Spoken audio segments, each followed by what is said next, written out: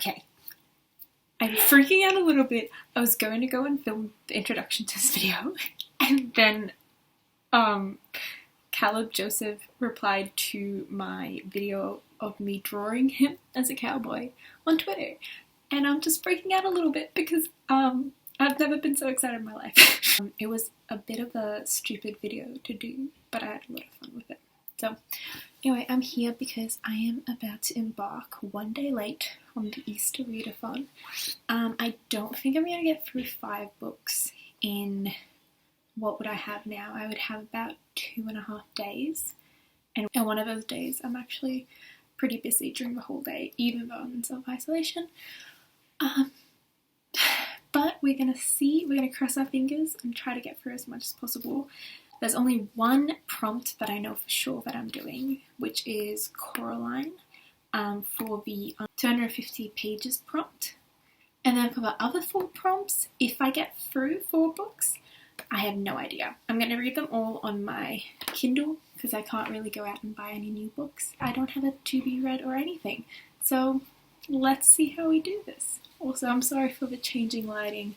The clouds just decided that was a good time to part, so I don't know if that's a good sign or a bad sign. Also, you'll notice my hair is not blonde anymore, so that's also a change. So yeah, thanks guys. See you soon.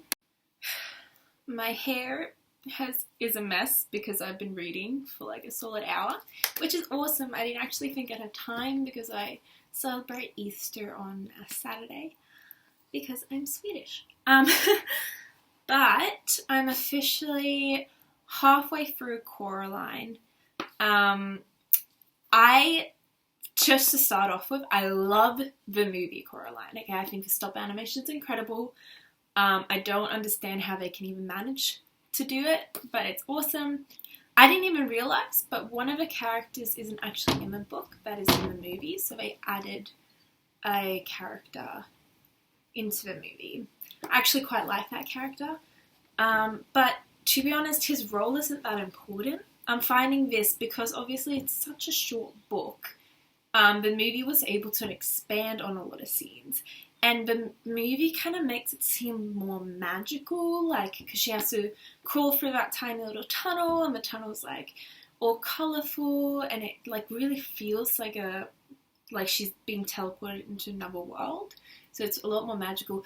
This one makes us seem really real, but I'm really liking it so far. Like, I feel as though it's a little bit more psychological. It's a little bit more, I think in the first movie, at first, you're instantly kind of brought into this magical world and you're kind of considering whether it's better than real world. In this one, it's very straight up, okay, this fantasy world, there's something quite off about it, and there's something quite wrong. In a sense, in the movie, when you're seeing the scenes of, like, the rats playing in the circus and such, I feel like I personally felt creeped out, but Coraline didn't seem that way, whilst in this book, Coraline seems to be quite creeped out herself, and that makes the reader creeped out, if that makes sense. Also, I feel like Coraline, I don't know if I'll get hate for this, but I feel like Coraline in the book has way less personality than she does in the movie. So in a way, I actually think in some aspects I like the movie so far better. I will say that I find this book more humorous. There are some parts where I actually have found it quite funny. I don't know if that's just because I have a dry humor, but yeah, I don't know. Like, I thought I would not like this book. I don't know why. I just thought it would be one of those books where I liked the movie more than the book, if it was ever a real. But no, so far so good. I'm thinking the ending is going to go a lot like the movie's ending. I'm hoping maybe it's a bit different so that I have something to feel like I've read something new. And I'm realizing that I'm probably going to finish this book today, which is 1 out of 5 books. I know it's a really short book, but it's making me think, okay, maybe I can do this challenge. Like, maybe I can do it. Or, you know, maybe I'll just fail miserably on camera. I guess we'll see. But right now, I'm feeling, honestly, I feel a bit sick, which is not good because I'm making myself nervous because I'm like, oh, you have, you know, the sickness that's going around. But I know I'm just making myself overly nervous. And I am so full. I've eaten so much food, which is such a, like, stupid complaint. But I am going to be rolling out of this room soon. But yeah, I'm going to go read the next however 100 pages of this book. And I'll give you that. My mother wanted us all to dress up for Easter. And we didn't actually have any Easter decorations to dress up with. So she took my cat ears and made little Easter bunny ears of it. So if you're wondering why I'm wearing this, it's because I feel obligated. And also because they're kind of cute. So I just finished Coraline. I have to say it's not the type of book that I would normally enjoy. I usually enjoy books where it's less about the one individual character's journey and it's more about the character interacting with friends or like romantic interests and stuff like that. And I think Coraline is very much mainly just about her. But I was surprised by how creepy it was. And it's honestly, it feels like the kind of book that my English teacher would love because there are so many metaphors in there that I could pick and choose out if I needed to write an essay on them. Luckily I don't. I would probably give this book, for me personally, a 2.5 out of 5 stars. Like, I don't think it's bad. I think the descriptions are incredible. It's an incredible world. It's just not the type of book I like, which I guess is, to be honest, bad on my part. But yeah, if you're into like fantasy, kind of focus on one character's journey, and you just want a short book to read, I would definitely recommend this. I have actually found a few more books now for the rest of the prompt list. I'm hoping to read The DragonKeeper, which is, I actually have a physical copy, and that's the cover being green prompt. And then for the Reminds Me of Spring prompt, I want to read Bookish and the Beast, just because it's like a cute, like, romantic movie, and I think spring gives me romantic vibes. I want to read A Sorcery of Thorn for the New Beginnings prompt. I don't know if it has new beginnings, but I'm hoping it's a young adult novel, so fingers crossed that it does have new beginnings in it. And I'll be back in a moment.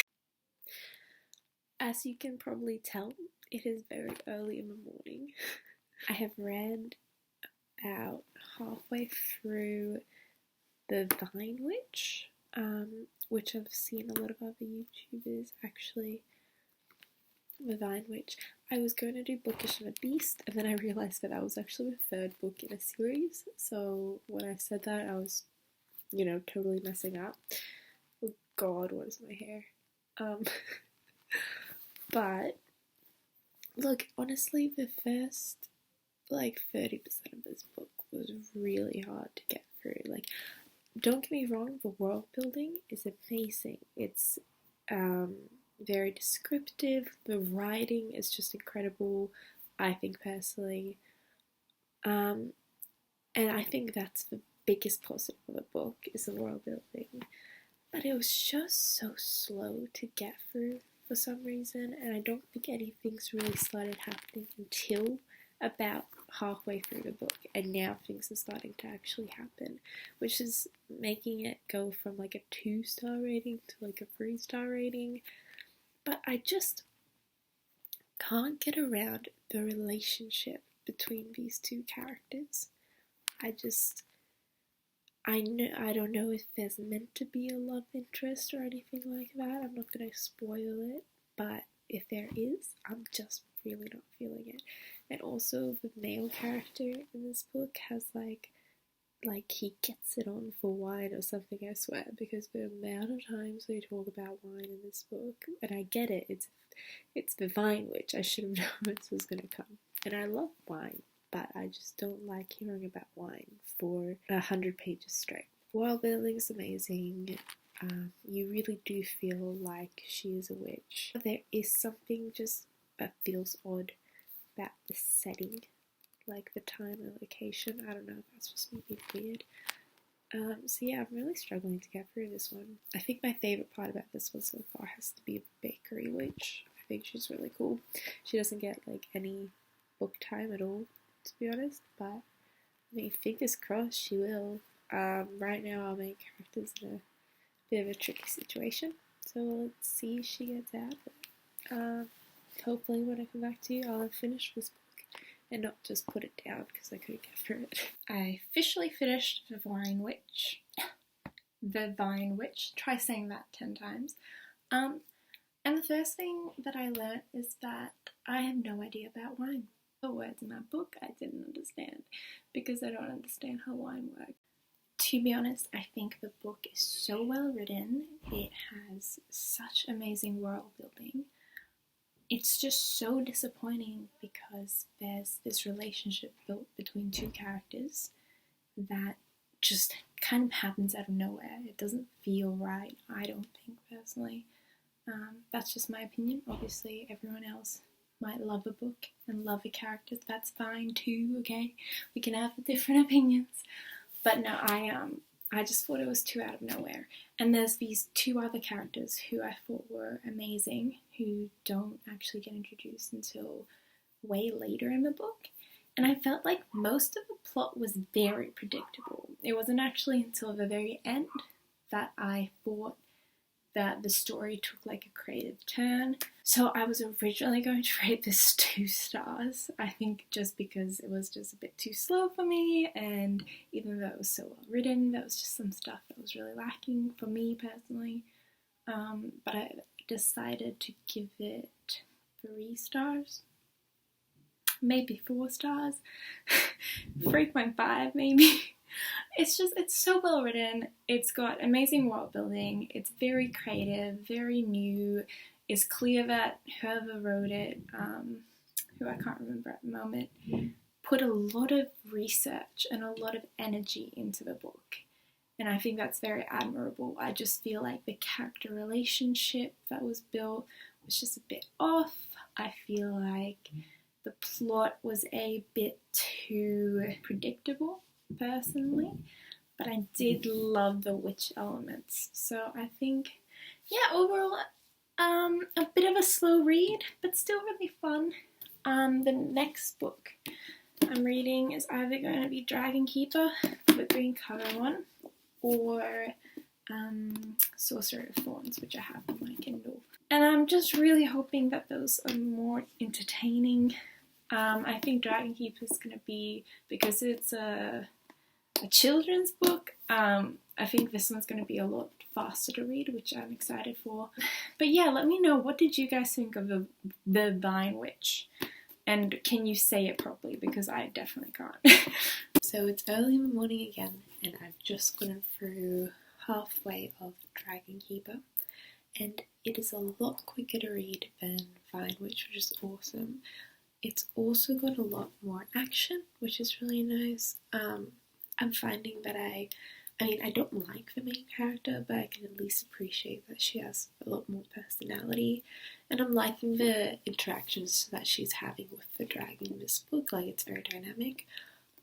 This is just like a blast from my past, to be honest. Like, I still remember sitting cross-legged on the library floor, listening to Verita, trying to read out, passages from this every Friday, and just being so, captivated by the story and wanting to know more and talking to my friends about it after class. It was great. And I'm finding that I still find that magic in this book when I read it. So I don't know if I'm just biased from nostalgia, but I'm really liking it so far. I think that the setting is very dynamic. I think that the lore is really interesting. I think that the character is developing as well. That's one thing that I didn't quite like about Coraline. which was a shorter book, so obviously it would have been a lot harder to develop your characters in a lot less words. But when I compare it to books like The Vine Witch, I just don't see the same character development as I do in DragonKeeper, which might just be because the audience for DragonKeeper is young children, so in order to keep young children happy or able to understand the plot and able to see the character develop, maybe it has to be a little bit more in your face. I don't know if I just personally like that kind of writing style. That might mean that I'm a kid at heart, but you know, like, if Peter Pan has taught me anything, it's that growing up is boring, and it's okay to stay a kid and like kid books. And I like this book a lot, so far at least. I can't really remember the ending, so that's going to be interesting, but I'll be back when I have. So I officially finished the third book of 5 books that I was meant to read for the Easter Readathon, and it is officially the end of the Easter long weekend. And I probably could maybe stay up all night and finish another one, but like reading 3 books in 3 days for me is like a super big achievement. I didn't even think I'd get through 2. So I'm going to take this as an absolute win, everyone. In terms of the end part of book 1 of the DragonKeeper series, I actually really enjoyed it.